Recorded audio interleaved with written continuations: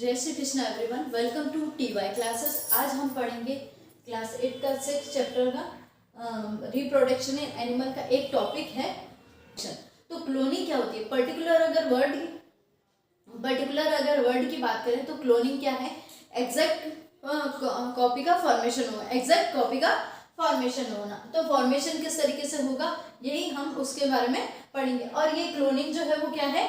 Date is exact copy of formation. अब उस एक सेल से उसकी एग्जैक्ट कॉपी बनना, चाहे उसका लिविंग पार्ट बनना या उस होल ऑर्गेनिज्म का फॉर्मेशन होना। तो ये जो फॉर्मेशन हो रहा है एग्जैक्ट कॉपी का, उसी को हम क्या बोलते हैं? क्लोनिंग। क्या बोलते हैं?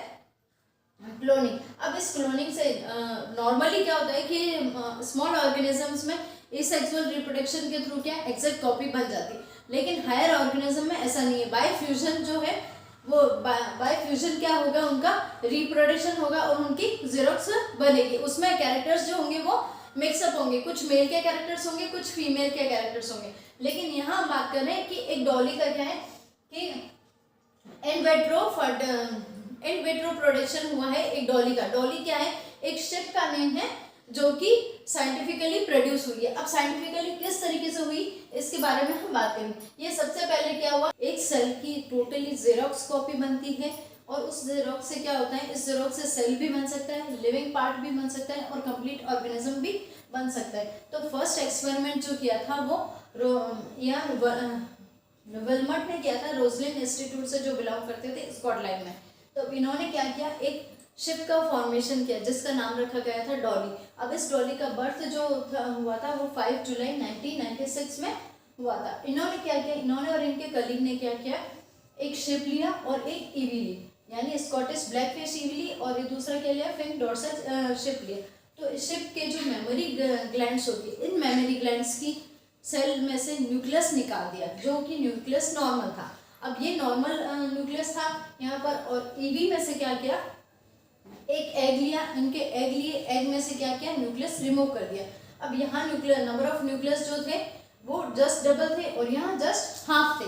तो इट मीन्स फॉर एग्जांपल जैसे यहाँ 20 है तो यहाँ 40 नंबर ऑफ क्रोमोसोम्स जो होंगे वो उसमें 40 होंगे। यहाँ सपोज 20 है तो यहाँ 40 होंगे। तो नंबर ऑफ क्रोमोसोम्स जो होते हैं जस्ट हाफ थे, क्योंकि ये रिप्रोडक्टिव सेल्स थी। यहाँ से क्या किया, न्यूक्लियस को रिमूव कर दिया।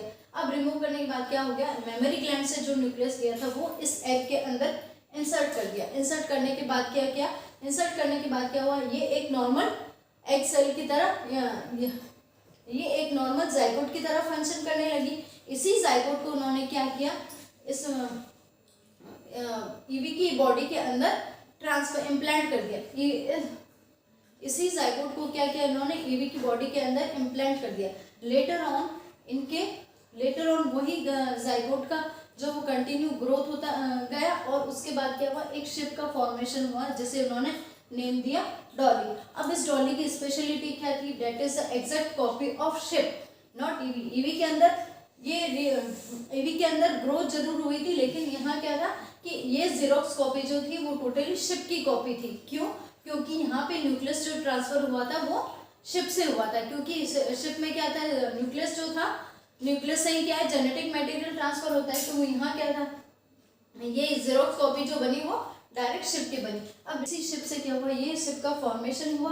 अब शिप के फॉर्मेशन होने के बाद क्या हुआ, इसका नाम रखा गया डॉली। इसी डॉली से क्या हुआ, और भी बहुत सारे क्लोन ऑर्गेनिजम्स बने, लेकिन कुछ की डेथ बर्थ से पहले हो गई, कुछ की बर्थ के बाद हो गई। लेटर ऑन क्या हुआ, इस डॉली को इन्फेक्शन हुआ लंग्स में और डॉली की डेथ हो गई। 14 Feb 2003 को उसकी डेथ हो गई। लेकिन साइंटिस्ट ने ये बहुत बड़े एक्सपेरिमेंट के केस में, क्लोनिंग के केस में ये बहुत सक्सेसफुल एक्सपेरिमेंट रहा, क्योंकि यहाँ पर क्या हुआ, एक कंप्लीट ऑर्गेनिज्म का फॉर्मेशन हुआ जो कि मैमल थी। That is all about Dolly and it's cloning. Thank you. हाँ, अब